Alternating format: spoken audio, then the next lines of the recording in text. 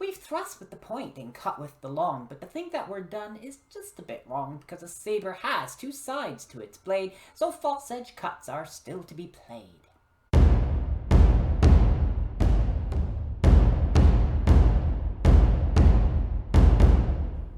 Hey friends, Lauren back with you, and it is part 4, the final part of my basic look at Hutton's Sabre, just giving an overview of how the system works and things that you can do if you would like to practice some late 19th century Sabre moves.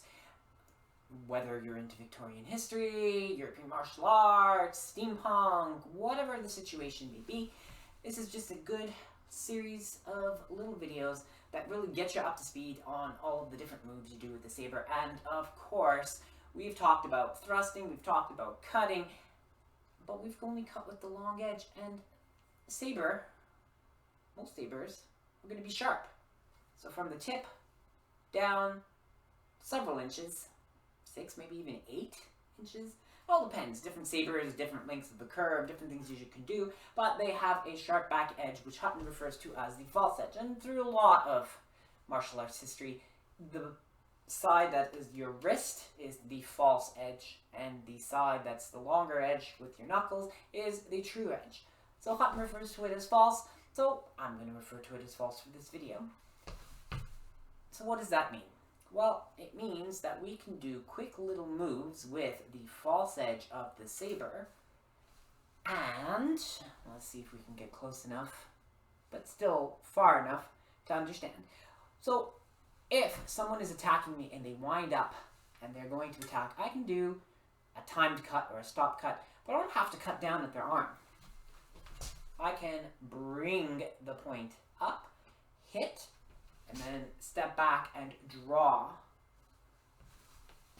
the sharp part across their arm. So I can do a little flicking move. If I were in a parry, sure, I could thrust, but maybe if we're too close and I don't really have the room to thrust, and I don't want to take all that time to turn, I can just lash out with the point, make contact with the false edge, step back, drawing the blade across, cutting my opponent. And of course, one of the big places to use it is when you're defending set team and you're protecting your leg. You have your opponent cutting low, you've defended, you can come up, especially if you have the point up a bit already, you can come up, hit the leg, draw the blade across. So these are pull cuts or draw cuts, so we are pulling the blade across to open up the wound. Unlike medieval or Renaissance or something heavier for hacking, particularly medieval swords, where you are impacting and driving through, hacking in. Your cut is all of that motion. And other sabres, like a 1796 light cavalry sabre with the big curved edge, heavier blade, meant to both chop and slice at the same time. But later sabres are definitely going to need a slicing motion, drawing the blade through across whatever target you've hit. But you can use this false edge to do that. It's not going to be as powerful, but it could be very fast. So I'm just up into the opponent's arm before they can deliver the cut. And of course, once I make contact, step back, pulling the sword with me. I'm still covered to be defended, always important. But I've hit, and I've come in, and I've stopped the opponent. So we can call it a time attack, because I'm interrupting the timing of the opponent. I'd also call it stop attack, like we talked about stop thrust, which we execute to stop an opponent, before they can cut at us.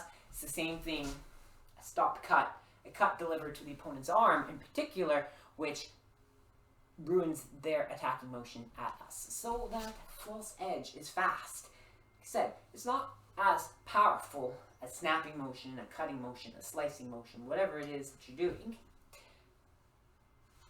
But it can be really fast. You don't have to turn the sword. You are ready. You're in a position. You are just putting the sword out there, hitting, pulling it across the target to open up the wound.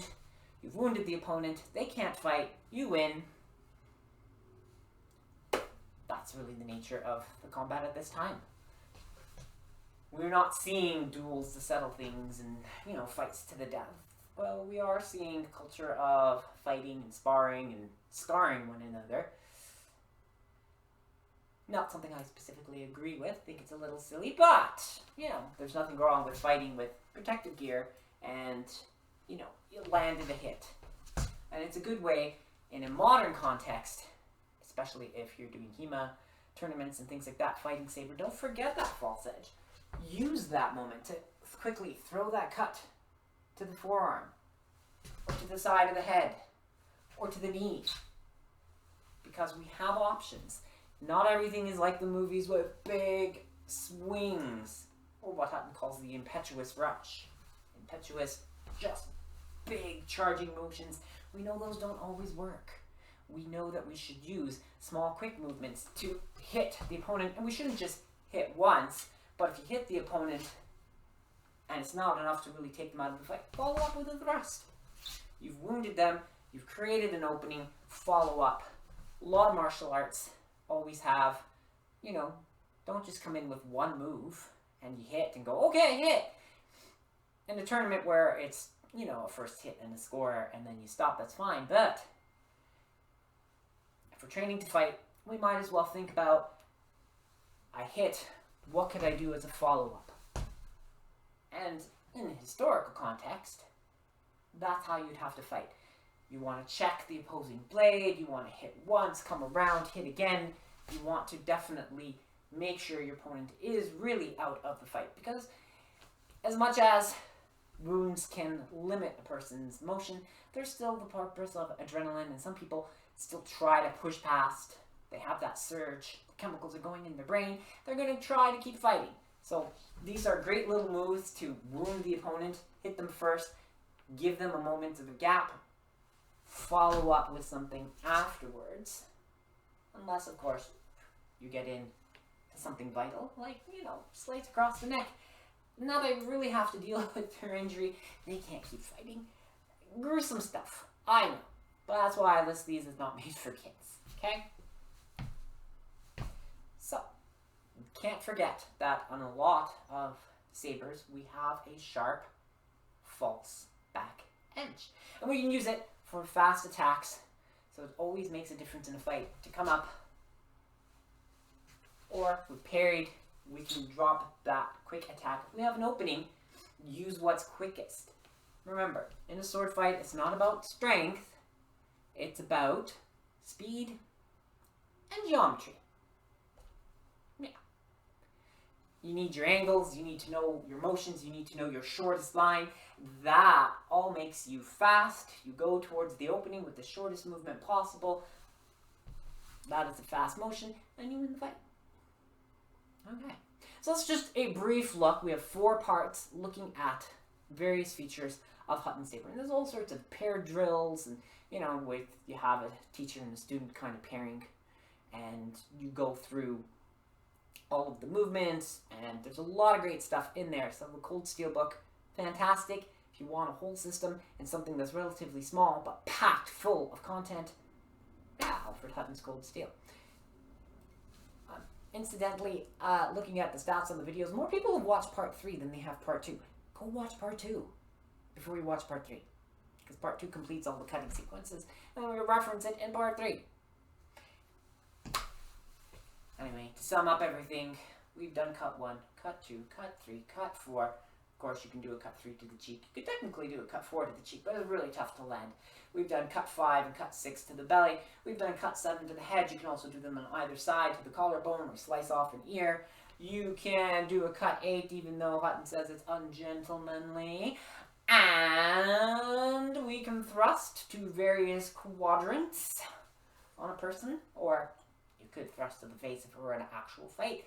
But we're talking more about dueling and practicing and training, not really going out on the battlefield with this. It's not from a time where the saber is a frontline fighting weapon, unless it's cavalry, but then you're fighting in a whole different context. On foot, you might need this against a few people in rare situations on the field. And that's why we talked about all these things, and of course, we can flick with false edge, up, draw, a lot of good stuff. Anyway, thank you, friends, for tuning into this series on the Sabre. And yeah, in the comments, let me know what other things do you want a series on learning other things we can go through and break it down piece by piece and go through a series, not just a one-off video, but really get down to details that you can watch and then replicate for training at home. So if you don't have a HEMA club near you, you can practice these things, or you just want to practice some moves for something else. Whatever the case may be, it's all up to you. Let me know in the comments. I can certainly look at content that supports what you want to get out of the channel. Anyway, do remember, like, subscribe, and the aforementioned comment. And until next time, take care, stay safe, and keep on swinging.